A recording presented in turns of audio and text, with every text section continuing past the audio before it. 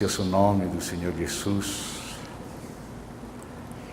agradecemos ao Senhor esta oportunidade que o Senhor nos está dando.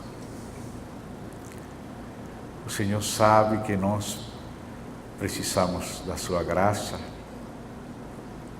precisamos do seu Espírito, e por isso, Senhor, estamos levantando ao Senhor nossos olhos,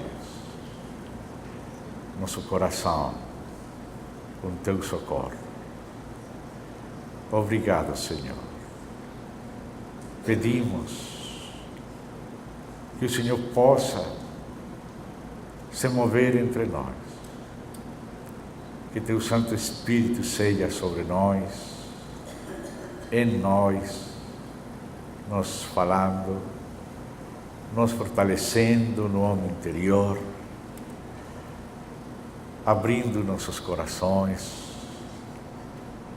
nossos entendimentos, afirmando-nos na fé, na boa vontade que tua graça quer fortalecer em nós.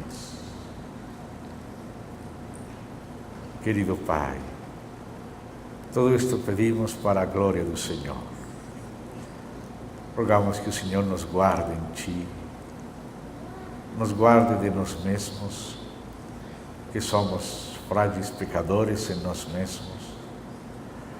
Nos guardes da má vontade do teu inimigo, que é o nosso inimigo. E que teu Santo Espírito possa conseguir o lucro que o Senhor deseja de cada coisa que o Senhor prepara para nós.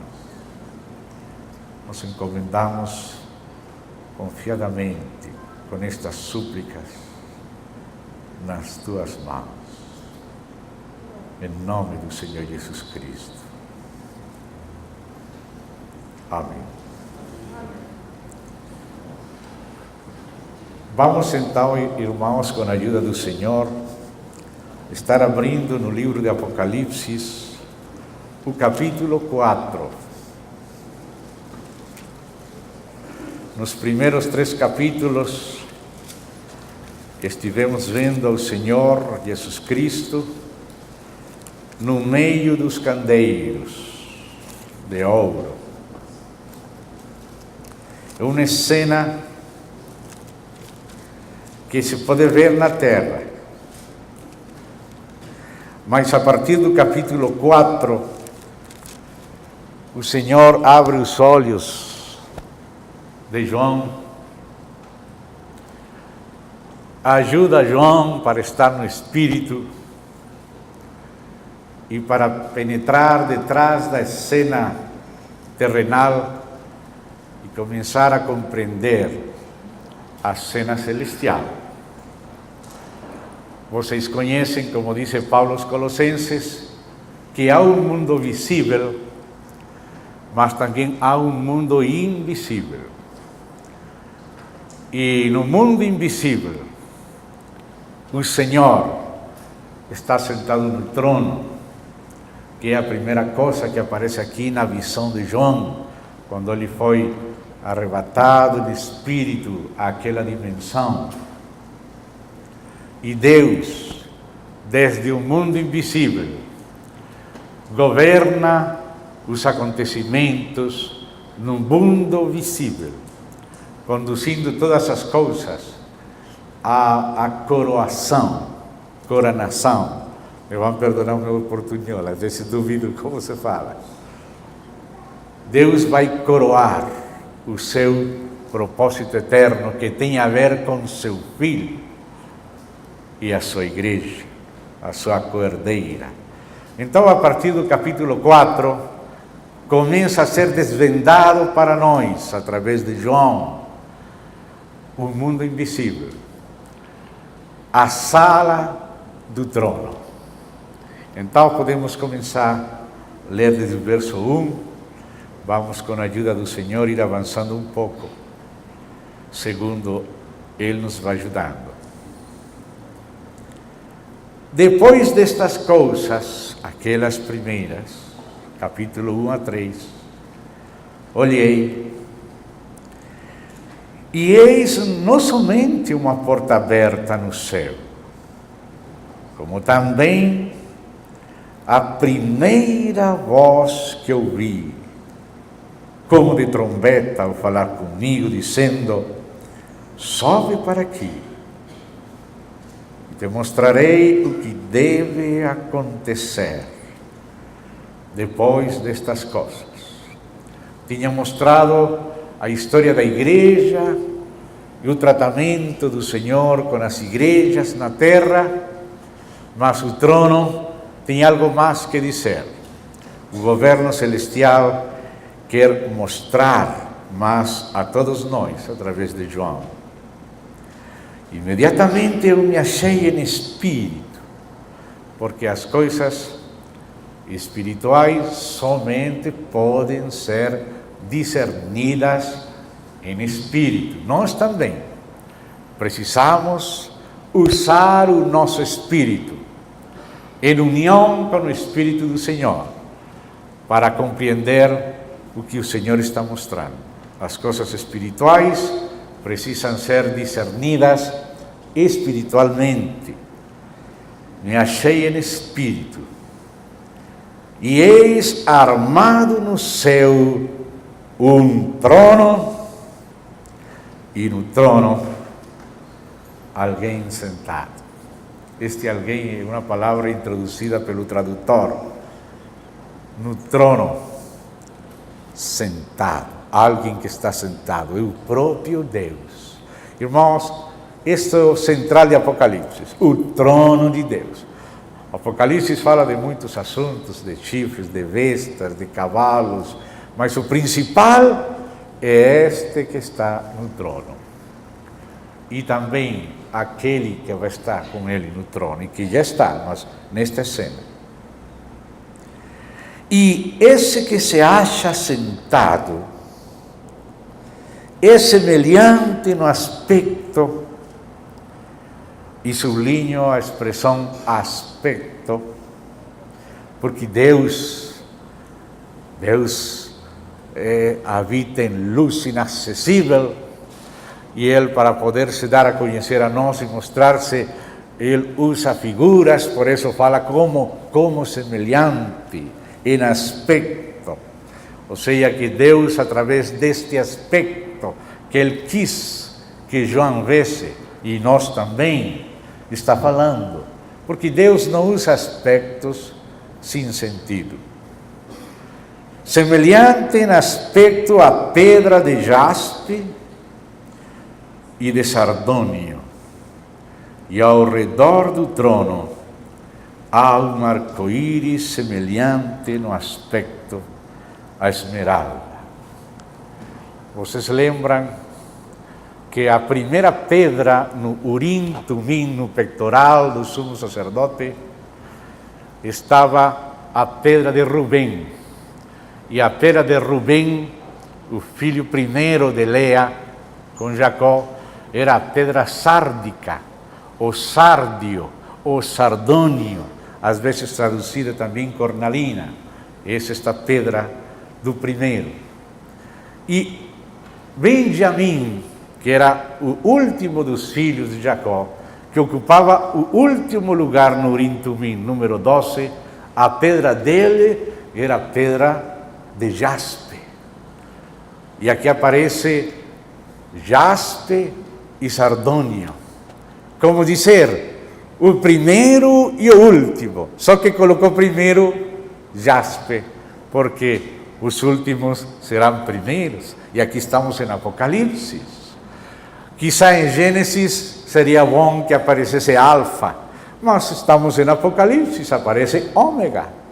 Aqui está a culminação do plano de Deus. Então começa Deus se apresentando como o último, que é o mesmo, que é o primeiro e o último, mas esta é a hora do último, do cumprimento dos planos do primeiro, aquele que tem autoridade de levar adelante o seu plano. Mas gostei muito, e para mim tem muito significado essa segunda parte do verso 3. E ao redor do trono há um arco-íris, semelhante em aspecto, também volta a falar aspecto, semelhante à esmeralda. Um arco-íris semelhante em aspecto à esmeralda, rodeando o trono de Deus. É o trono, e o primeiro e o último, é o Deus soberano, o Deus onisciente, o Deus onipotente, o Deus onipresente, perfeito, que tem todo o poder nas suas mãos. Mas ele se rodeia de um arco-íris. E vocês compreendem o que quer dizer esse arco-íris? A primeira vez que Deus quis nos falar alguma coisa usando o arco-íris foi nos tempos do dilúvio. Depois do dilúvio, Deus falou para Noé e Deus fez um pacto. E ele representou a sua palavra fiel, seu pacto, a sua aliança através daquele arco-íris. E que importante é que o trono de Deus, de um Deus soberano, esteja rodeado de um arco-íris, mostrando a fidelidade de Deus com as suas criaturas. Ele é soberano, sim, mas ele não é arbitrário. Ele é soberano, sim, mas ele não é injusto. Ele faz uso da sua soberania segundo o seu caráter. Ele é soberano. Tudo que ele fizesse, nós teríamos que aceitar. Mas ele mesmo não aceita usar a sua soberania de uma maneira indigna. Deus é um Deus que é bom, que é justo, que é soberano, mas é misericordioso. Ele não vai fazer coisas que poderia fazer. Ele, na sua soberania, vai se conter. Ele, na sua soberania, quis respeitar os direitos que ele mesmo quis dar às suas criaturas. Se Deus quis que você fosse uma pessoa responsável, que você tomasse decisões, ainda que ele tenha direito de passar acima, ele prefere esperar, prefere deixar você tomar a sua decisão. Ainda decisões terríveis contra ele mesmo, ele permite.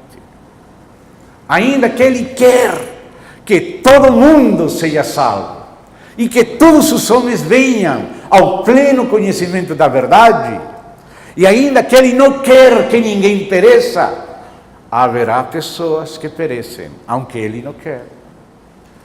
E haverá pessoas que não serão salvas, ainda que ele quer que sejam salvas, porque Deus, em sua soberania, quis respeitar a responsabilidade que ele entregou às suas criaturas. Por isso, para mim, nesta sua visão, encontro a solução da velha controvérsia na história da igreja entre o calvinismo e o arminianismo. Acho que aqui temos o Deus soberano, mas um Deus soberano que exerce a sua soberania segundo o seu caráter que ele revelou em Jesus Cristo. Tem muitas coisas mais, mas por enquanto vamos continuar. Ao redor do trono há também, olha esse Deus maravilhoso. Não é um Deus egoísta. É um Deus que quer compartilhar. Ele nos poderia cuidar sozinhos, mas compartilha seu cuidado usando seus anjos. Ele poderia evangelizar sozinho, mas utiliza a sua igreja para evangelizar. O pai, sozinho, podia fazer tudo, mas não quis fazer nada sem seu filho. E o filho quer fazer também com a sua igreja. todas as coisas. Ao redor do trono há também 24 tronos. Estes 24 tronos estão referidos por Paulo na sua epístola aos Colossenses, quando está falando que Ele é o Criador de tudo e que há tronos, principados, potestades, governadores, ainda das trevas. Esses tronos que menciona Paulo lá no capítulo 1 de Colossenses, são estes que aparecem acá, que viu João, e que já tinham visto outros no passado. Destes anciãos fala também no capítulo 24, o profeta Isaías, ou seja, Deus falando através de Isaías, dos anciãos. Estes anciãos são anciãos celestiais, são pessoas daquela dimensão, e o sacerdócio angélico. Por isso também na terra, Davi estabeleceu 24 turnos sacerdotais, dos quais Abias era do 8º turno, no qual estava Zacarias, pai de João Batista. Esses 24 turnos do sacerdócio aqui na terra são um reflexo do sacerdócio celestial, destes anciãos celestiais. E assentados nele, nestes 24 tronos, 24 anciãos vestidos de branco, em cujas cabeças estão coroas de ouro. Ou seja, são pessoas a quienes Deus delegou autoridade. E não há autoridade senão da parte de Deus. Por isso são de ouro estas coroas. Do trono saem relâmpagos, vozes e trovões, porque Deus é santo. Deus é bom, mas como Ele é santo, Ele julga o pecado. E Ele tem que representar que Ele não concorda com o pecado. Tem que representar ainda que Ele, na sua grandeza, se faz pequeno, se fez um de nós. Mas temos que ser realistas. E temos que saber diante de quem estamos. E Ele nos tem que ensinar. Então, do trono saem relâmpagos, vozes e trovões. E diante do trono, assim como no lugar santíssimo, estava a arca, e no santo estava o candeeiro com a mesa, assim também aqui estão os anciãos e estão os 7 Espíritos de Deus. Ardem 7 tochas de fogo, que são os 7 Espíritos de Deus. Há diante do trono como que mar de vidro, semelhante ao cristal. Por isso, era que quando Moisés fez um modelo no átrio, ele colocou também um mar de fundição, uma bácia de bronze, que virou também no templo um mar, chamado assim, mar de fundição, associado com este mar de cristal, diante de Deus.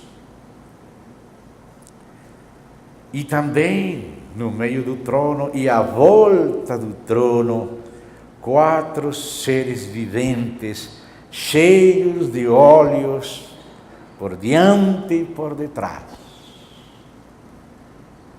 E quando nós estamos na escuridade, não precisamos de óleos. Aqueles peixes que moram no profundo do mar, na escuridade do mar, onde a luz não entra, não precisam de óleos.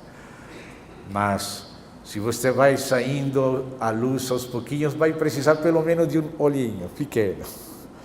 Mas se você vai morar na presença de Deus, você precisa muitos olhos por delante e também por detrás, porque por causa de estar perto de Deus, você tem que conhecer a Ele e à luz dele conhecer o sentido das demais coisas. Estes olhos nos falam que quando estamos perto de Deus, vemos mais e vemos melhor. Estes seres viventes, os há querubins e serafins. Estes daqui são serafins. Estes daqui são os mesmos que viu Isaías quando morreu o rei de Judá, Uzias. E ele viu aqueles serafins. Lá estes seres viventes foram chamados serafins. Os serafins têm somente um rosto, porque têm que estar diante de Deus. E têm 6 asas. 4 para adorar. 2 para cobrir os olhos, o rosto, 2 para cobrir os pés e somente 2 para voar. Os serafins são estes. Os querubins também são seres viventes, mas eles têm 4 caras. Tem uma cara de leão e por detrás, que para nós é por detrás, para eles não é por detrás, para eles tudo é de frente. Cara de becerro ou de querubim. Quando você compara Ezequiel 1 e Ezequiel 10, vê que num capítulo fala que aquela cara chamada de querubim era chamada de becerro no outro lado. De leão, de becerro ou novilho, de homem e de águia. O querubim tem então cara de becerro. Aqueles adoradores do querubim que caiu, Lúcifer, que era um querubim protetor, adoram uma estrela com 2 chifres para cima e um becerro. E um satanista chamado William Snowellen, que o Senhor salvou ele, que escreveu uma obra chamada Lúcifer Destronado. Ele dá testemunho quando ele foi iniciado na presença de Lúcifer. Ele viu a Lúcifer com os 4 rostros. Mas não estou fazendo disso doutrina. Mas a Bíblia fala que aqueles querubins que viu Ezequiel tinham 4 rostros e 4 asas. Os serafins têm um rosto e 6 asas. Ou seja, que os serafins estão bem perto mesmo do Senhor. Por isso, quando Moisés teve que tratar de representar o que ele viu no monte, fazendo um modelo lá no lugar santíssimo. Ele pelo menos colocou 2 querubins olhando para o propiciatório. Eles estão interessados no que Deus está fazendo conosco através de Cristo. E eles, todos aqueles espectadores do mundo celestial, estão muito interessados no espetáculo do que está acontecendo na terra pela obra de Cristo. Eles estão aqueles querubins de olho no propiciatório, onde estava o sangue de nossa redenção.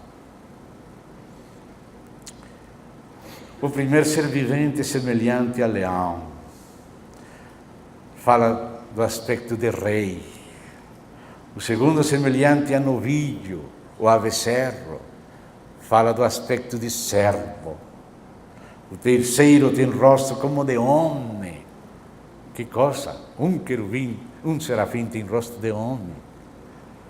Está vendo o aspecto do governo na terra. E outro, o quarto ser vivente, semelhante à águia quando está voando. Assim como o Senhor Jesus, do mesmo jeito que a arca do pacto era levada sobre 4 querubins, assim também o testemunho do Senhor Jesus precisou de 4 testemunhas. De Mateus, que nos fala dele como rei, como leão. De Marcos, que nos fala dele como servo de Javé. Amém? Um, o rei, o outro, o servo. E assim, nos querubins, uma cara é de leão, outra é de becerro. E depois fala do homem, porque ele é o filho do homem, como claramente apresenta Lucas ao Senhor Jesus, e João, como se fosse águia, apresentando a ele como filho de Deus. Ele é filho de Deus e filho do homem, servo e leão. Toda a criação está representada aqui. Está representados as feras da terra no leão, e estão representadas as bestas de serviço no becerro. O reino das aves está representado aqui pela reina das aves, a águia, mas os peixes não estão representados. No segundo dia, quando Deus separou as águas de cima e as águas de baixo, Ele não falou que era bom. Primeiro dia Ele falou que era bom, o terceiro dia Ele falou que era bom, o quarto dia Ele falou que era bom, o quinto dia falou que era bom, o sexto falou que era bom, o sétimo falou que era, o sexto era muito bom, o sétimo descansou, mas olha na sua Bíblia, no segundo dia Ele ficou calado, Ele não falou que era bom. E na nova terra e no novo céu não haverá mar. Não haverá mar. Deus tem algumas razões. Por que não haverá mar e por que ficou calado e não falou que era bom? Porque o rei do abismo é outro, que vai ser julgado. Vai ser julgado. Aquele Abaddon, aquele Apolião dos abismos, vai ser julgado. Não vemos os peixes representados aqui ao redor do trono. Claro que Ele fez os peixes, Ele fez, mas não vão haver peixes do mar, porque não haverá mar depois. E os 4 seres viventes, tendo cada um deles respectivamente 6 asas, estão cheios de olhos ao redor e por dentro. Primeiro tinha falado por detrás, agora fala por dentro. Porque quando conhecemos a Deus, nós conhecemos a nós mesmos também. Não tem descanso nem de dia nem de noite, proclamando: Santo, Santo, Santo. Aqui está a Trindade, 3 vezes Santo. O Senhor Deus, porque o Pai é Deus. O Filho, que é o Verbo de Deus, também é Deus. E o Espírito de Deus também é Deus. Como Deus vai ter um Espírito que não seja Deus? Haveria alguma parte não divina em Deus, se seu Espírito não fosse divino? O Pai, o Filho e o Espírito Santo são os 3. O Senhor Deus Todo-Poderoso, 3 vezes Santo. Aquele que era, que é e que há de vir. Quando esses seres viventes deram glória, honra e ações de graças ao que se encontra sentado no trono, ao que vive pelo século dos séculos, os 24 anciãos prostrar-se-ão diante daquele que se encontra sentado no trono, adorarão ao que vive pelo século dos séculos e depositarão as suas coroas diante do trono, proclamando: Tu és digno, Senhor e Deus nosso, de receber a glória, a honra e o poder, porque todas as coisas Tu criaste, sim, por causa da Tua vontade, vieram existir e foram criadas. E aqui na confissão de adoração destes seres celestiais, Deus está cortando por terra o panteísmo. O panteísmo fala que tudo é Deus, porque dizem que tudo estava na mente de Deus e era uma ideia pertencente a Deus, e que as ideias que tinha Deus eram Deus, portanto a criação total, dizem os panteístas, é Deus. Os satanistas não começam adorando Satanás. Os primeiros graus da maçonaria enfatizam o humanismo, o homem baseado em si mesmo. Depois, nos segundos 11 graus, vai para o panteísmo, que é a base para a adoração do mal na natureza. Nos últimos graus, vai para o satanismo. Mas o panteísmo é uma filosofia que quer dizer que a somatória das coisas criadas é Deus. Mas aqui nestas palavras, estamos vendo que a existência das criaturas, a existência real provém da vontade de Deus e não do pensamento de Deus. Deus pode pensar nos mosquitos que vai haver, mas isso não quer dizer que os mosquitos são parte de Deus. A existência real dos mosquitos é somente quando a vontade de Deus faz que aquilo que ele pensou tenha existência real a partir da vontade, pela palavra. O que Deus pensa não é a existência das criaturas. Deus, o que pensou, tem que decidir que exista e tem que mandar. E pela vontade de Deus e pela palavra de Deus, da nada, as coisas criadas passaram a existir, mas não existiam.